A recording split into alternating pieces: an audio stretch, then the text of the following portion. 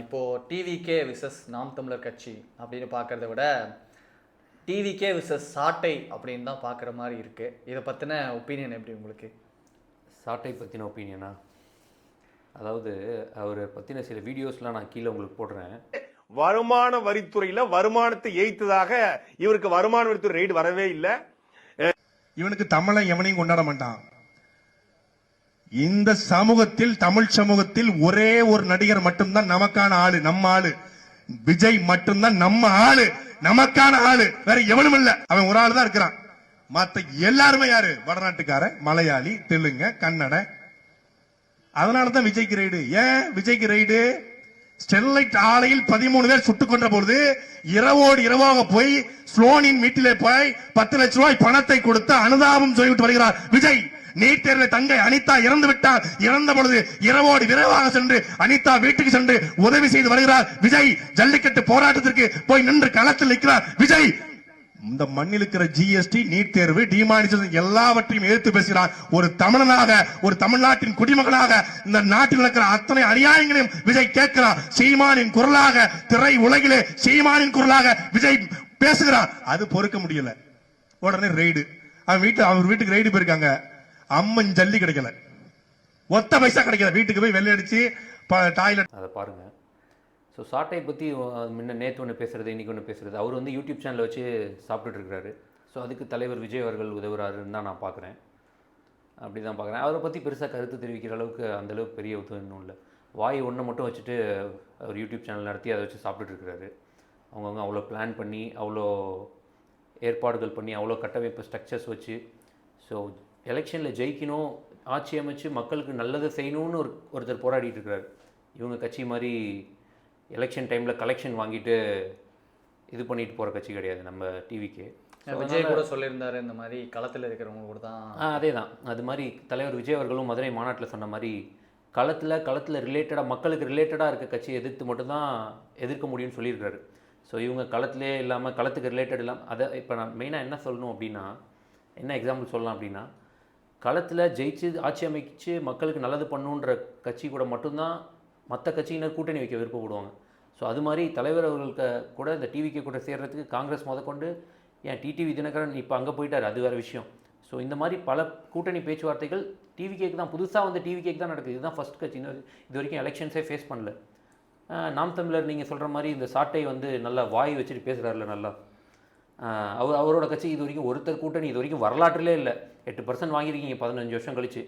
நம்ம அந்த மாதிரி கிடையாது. ஸோ அதனால் நம்ம தலைவர் அவர்கள் சொன்ன மாதிரி உயிர் இல்லாததை தொட்டு கூட பார்க்கக்கூடாதுன்னு சொல்லியிருக்காரு. அதுதான் அது வந்து கெட்டு போனது. இப்போ என்னன்னா, அதே மாதிரி 8% வாங்கியிருக்காங்க. இப்போது நாம் தமிழர் கட்சியோட ஏன் கூட்டணி இல்லை அப்படின்னா, நிறையா வந்து 15 வருஷமாகவும் அவங்க சொல்கிற ஒரே விஷயம் தமிழ் தேசியம், அதை பேஸ் பண்ணி தான் சொல்கிறாங்க. இப்போது திராவிட கட்சிகளில் இருந்தோ இல்லை வேறு இப்போ புதுசாக வந்த கட்சிகள் இருந்தோ வந்து ஜாயின் பண்ணால் அவங்க நாம் தமிழர் கட்சிக்கு அவ்வளோ இதாக இருக்காது, இல்லை வரவேற்பாகவும் இருக்காது. அதனால அவங்க வராமல் இருக்காங்களோ. அதுதான் சொல்கிறோம். வந்து களத்துக்கு எது ரிலேட்டட், தமிழ் மக்களுக்கு எது வந்து ரிலேட்டடாக இருக்குது, இத்தனை வருஷம் எது ரிலேட்டடாக இருக்கோ அதை வச்சு தான் நம்ம பேசணும். களத்துக்கும் அதுக்கும் சம்மந்தமே இல்லாமல் ஒரு அரசியலை பண்ணிக்கிட்டு அதுலேயும் வந்து எப்பயுமே வந்து ஒரே நிலைப்பாட்டில் இல்லாமல் இருக்கிறது தான் அவங்கள பற்றி அதை ஒரு கன்சிடராகவே பண்ணுறதில்ல. ஸோ ஆல்ரெடி நம்ம தேர்தல் மேலாண்மை பூச்சாளர் அண்ணன் ஆதவ அர்ஜுனா சொன்னவர் அது மாதிரியும். ஸோ அவங்க பேசிக்கிட்டே இருப்பாங்க. ஸோ அவங்கள பற்றி நம்ம பேச தேவையில்லை, அவ்வளோதான். இப்போ வந்து ஏடிஎம்கேவும் உங்களை அதாவது டிவிகே வந்து விமர்சனம் பண்ண ஆரம்பிச்சிருக்காங்க. இதை பற்றி நீங்கள் எப்படி பார்க்குறீங்க? ஏன்னா ஏடிஎம்கேவும் டிவிகேவும் கூட்டணி வரும், கூட்டணி அமைக்கப்படும் அப்படின்னு அவங்களோட பொதுச் செயலாளர் எடப்பாடியார் அவர்களே சொல்லியிருந்தார். கொடி அசைது பாருங்கள், பிள்ளையார் சொல்லி போட்டாச்சு அப்படின்னு தான் சொன்னார். இதை பற்றின கருத்து? அதுதான். இது வந்து ஆரம்பத்திலேருந்து தலைவர் அவர்கள் இன்றைக்கி கிடையாது, நேற்று மட்டும் ஏடிஎம்கே விமர்சிக்கலை. தலைவர் மதுரை மாநாட்டிலேயே விமர்சிக்க ஆரம்பிச்சிட்டார் ஏடிஎம்கே அவர்களை. அதாவது அண்ணா ஆரம்பித்த கட்சி, எம்ஜிஆர் வழிநடத்தின கட்சி இன்றைக்கி யார் கையில் இருக்குன்றது தெரியல அப்படின்ற மாதிரி கடுமையான விமர்சனங்கள்லாம் வச்சார். ஸோ நம்ம ஆரம்பத்திலேயே வந்து நம்ம அவங்க கூட கூட்டணி போகணுங்கிற ஒரு முயற்சி இருந்ததா என்னன்றது பேக்ரவுண்டில் தான் தெரியும். நம்ம அவ்வளோ ஆர்வம் காட்டல. அவங்க தான் வந்து ஒரு நாமக்கல் அவங்களே அவங்களால செட்டிங்லாம் பண்ணி கொடியை வச்சுட்டு பிள்ளையார் சொல்லி போட்டாங்க அப்படின்னு சிரிச்சிட்டு இருந்தார். ஸோ அது அவங்களுக்கு தான் பெரிய ஏமாற்றம், நம்ம கூட்டணிக்கு வரல அப்படின்னு சொல்லி. இப்போ அவங்களுக்கு அது நம்ம கூட்டணிக்கு வராதனால அவங்க அவங்க அடிமையான ஒரு சூழ்நிலையாக வந்து இப்போது அவங்களோட முதலாளி மோடி கிட்ட போய் அடிமையாக இருக்கிறாங்க. ஸோ இதை தான் சொல்கிறேன்ல, திருப்பி முன்னாடி நாம் தமிழையும் கிட்டத்தட்ட ஏடிஎம்கேவையும் ஒப்பிட்டு பார்க்குற அளவுக்கு இப்போ அரசியல் சூழ்நிலை வந்திருக்கு. அவ்வளோ வெற்றிடம் இருக்குது அரசியலில் இப்போது தமிழ்நாட்டில். ஏன் நான் அப்படி சொல்கிறேன் அப்படின்னா, நாம் தமிழர் அதே மாதிரி தான் களத்துக்கு பொருந்தாமல் ஒரு பேசுகிறதும் களத்துக்கு பொருந்தாத ஒரு முன்னெடுப்புமாக நடந்துட்டு இருக்கிற மாதிரி, இவங்க களத்துக்கே பொருந்தாமல் இயற்கைக்கு அப்பாற்பட்டு ஒரு கூட்டணி அமைச்சு ஒரு மக்களிடம் ஒன்றாத ஒரு கூட்டணி அமைச்சிருக்கிறாங்க. ஸோ அதை நீங்களே பார்த்துருப்பீங்க. அதில் சமீபத்தில் சேர்ந்த டிடிவி தினகரனாக இருக்கட்டும், அவர் தலைவர் விஜய் அவர்களை பற்றி ஆட்சி அமைப்பாருன்ற அளவுக்கு பேசினதாக இருக்கட்டும், அதாவது எடப்பாடி முதலமைச்சராக ஏற்றுக்கிற கூட்டணியில் நாங்கள் போகிறதுக்கு தூக்கில் தொங்கிட்டு போயிடலான்ற முதற்கொண்டு சொன்னார். அதை பற்றி இப்போ அப்படியே பங்காளி சண்டையா அப்படின்ற மாதிரி மாற்றிட்டாரு. ஸோ அதுதான் இது வந்து அவங்களுக்குலாம் ஒரு நிபந்தனை. தவறு செய்தவர்கள், ஊழல் பண்ணவங்க, ஆல்ரெடி அவங்க மேலே கேஸாக இருக்கவங்களுக்குலாம் ஒரு நிபந்தனை மாதிரி. ஸோ அவங்கக்கிட்ட சேர்த்த அடிமையாக சரணடைஞ்சு அவங்கள காப்பாற்றிட்டு இருக்கு, அரசியல் பண்ணிகிட்டு இருக்காங்க. எங்கள் தலைவர் அவர்களுக்கு அந்த மாதிரியான எந்த அவசியமுமே கிடையாது. நேற்று தலைவர் அவர்கள் கூட செயல் வீரர் கூட்டத்தில் பேசியிருந்தார். இந்த அடிமையாக இருக்கிறதுக்கோ இந்த அண்டி பொழைக்கிறதுக்குன்னு ஸ்பெசிஃபிக்காக அந்த ஏடிஎம்கேவை தான் குறிப்பிட்டிருக்காரு. அந்த மாதிரியான அவசியம் எதுவுமே எங்களுக்கு கிடையாது. எங்கள் தலைவருக்கு இல்லாத நெருக்கடியாக தலைவர் அவர்களுடைய படம் ரிலீஸ் ஆகல, கடைசி படமான ஜனநாயகன். இது சாதாரண விஷயம் இல்லை. கிட்டத்தட்ட ஒரு 500 கோடி ரூபா தலைவர் அவர்களை ஒருத்தரை நம்பி இன்னொருத்தர் அவரோட காசை போட்டு எடுத்த விஷயம், இது ஒரு பெரிய நெருக்கடி. அதுக்கப்புறம் இடி சிபிஐ விசாரணை, அது வந்து நம்ம நெருக்கடின்னு சொல்ல முடியாது. அது அஸ் பர் லா ப்ரொசீஜர்ஸ் படினாது. அதை நாங்கள் எந்த விமர்சனமும் பண்ணல. இந்த மாதிரியான இவ்வளோ நெருக்கடிகள் இருக்கும்போது தலைவர் அவர்கள் எந்த காம்ப்ரமைஸும் வச்சுக்கல. ஸோ ஏன்னா நாங்கள் தலைவர் ஆல்ரெடி ஒவ்வொரு இதுலேயும் இல்லை, ஈரோடில் மென்ஷன் பண்ண மாதிரி டிவிக்கே ஒரு தூய சக்தி. நல்லவேளை டிடிவி தினகரன் அவர்கள் வந்து தவைக்க கூட இணையாது. நாங்கள் ஒரு பெரிய ப்ளஸ்ஸாக தான் நான் பார்க்குறேன். நான் அவர் அன்றைக்கி அந்த என்டிஏ கூட்டணியில் இணைஞ்சப்பயே நான் மென்ஷன் பண்ணியிருப்பேன் என்னோடய சோஷியல் மீடியா ஹேண்டிலில். ஸோ இது மிகப்பெரிய ஒரு ப்ளஸ்ஸாக தான் நான் பார்க்குறேன். டிடிவி தினகரன் வராது, தவைக்காக்கு இது வரைக்கும் கூட்டணி அமையாது வந்து மிகப்பெரிய ஒரு ப்ளஸ்ஸாக தான் நான் பார்க்குறேன்.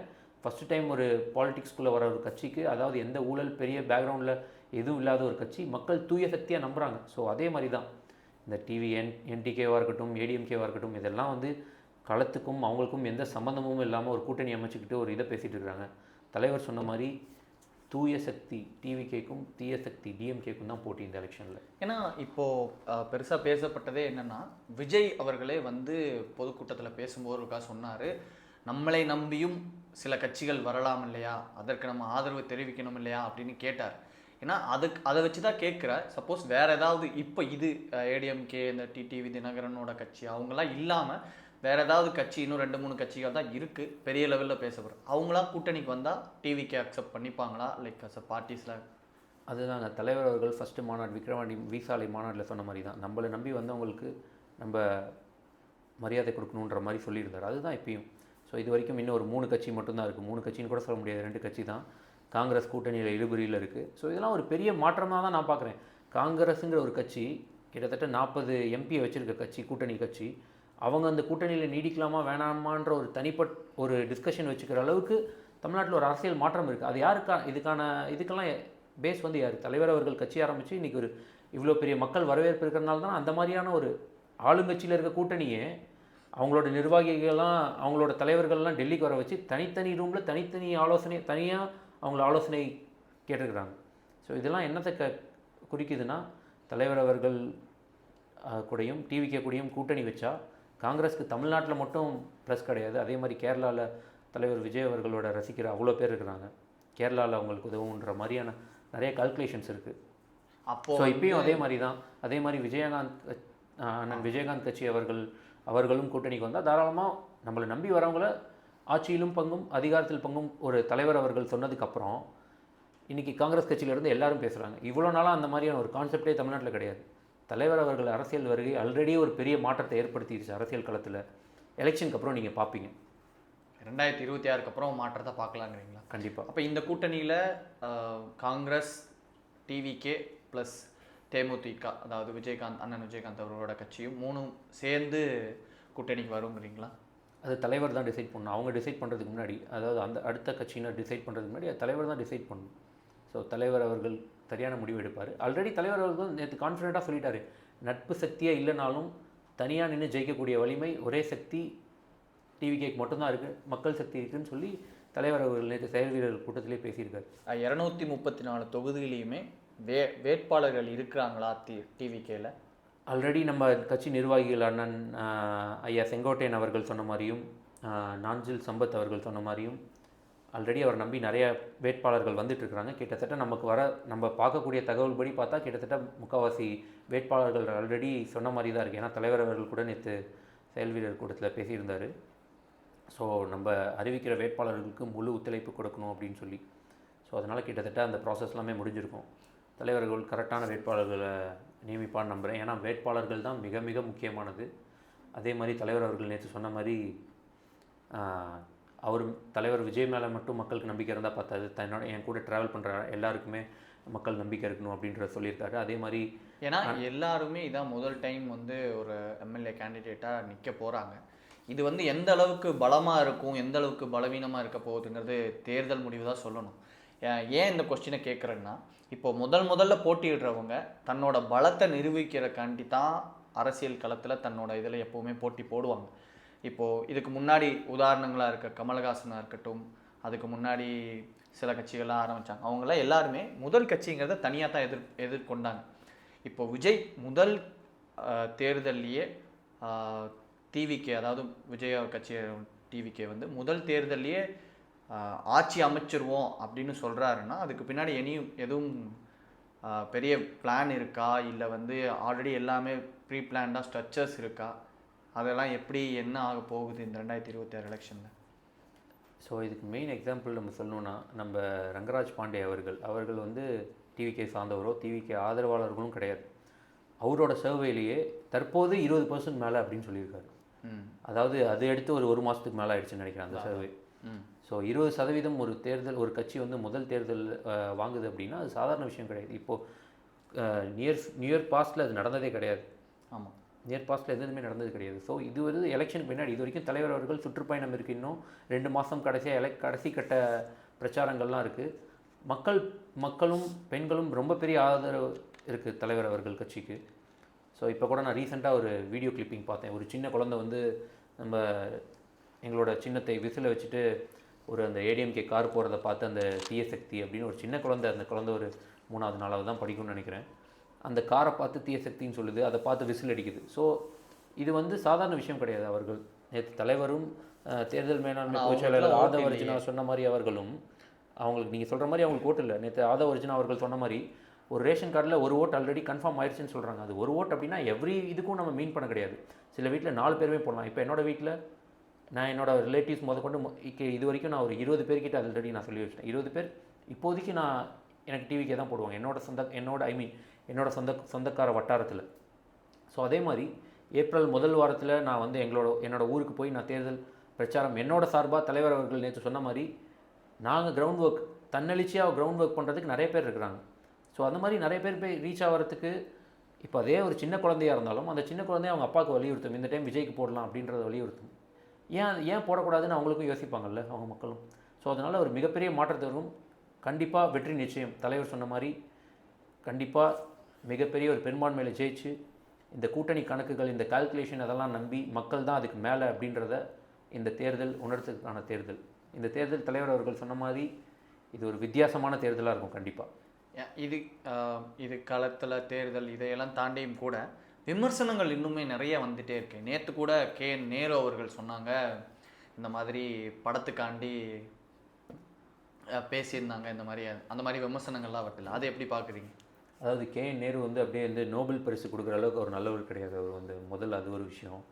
அவர் அப்படியே வந்து காந்தியடிகள் மாதிரி வந்து எந்த ஊழல் பண்ணாமல் அப்படியே மக்களுக்காக அப்படியே எந்த ஒரு சொத்து சேர்க்காமல் அவர் மக்களுக்கு மட்டும் காமராஜர் கிடையாது. அவர் ஒன்றும் கொஞ்ச நாளுக்கு முன்னாடி தான் இடி கேஸ் வந்து ஒரு 2000 கோடி அவரோட துறையில் ஏற்பட்டிருக்குன்னு சொல்லி இடி கேஸ் போட்டாங்க. கொஞ்ச நாளில் அவரோட பையன் அருண் நேரு அவர்கள் போய் நிர்மலா சீதாராமனை சந்தித்தாங்க. ஸோ இந்த மாதிரி இப்படி ஒரு அவருக்கே ஒரு பெரிய பிரச்சனை. இன்றைக்கி கூட நாஞ்சில் சம்பத் அவர்கள் ஒரு ட்வீட் போட்டிருந்தாங்க. அவரோட பிரச்சனைக்கு போய் அவர் போய் அங்கே டெல்லியில் அவர் பையனை அனுப்பி பேச வைக்கிறாரு. தலைவர் அவர்கள் தலைவா டைமில் கை கட்டி நின்னாங்க தான். அது வந்து ஊழல் பண்ணிட்டோ மக்கள் காசை கொள்ளையடிச்சிட்டோ அவர் துறையில் வந்து இத்தனை கோடி ரூபா ஊழல் பண்ணிட்டோ போய் சிஎம் ஜெயலலிதா முன்னாடி அவர்கள் போய் கை கட்டிட்டு நிற்கல.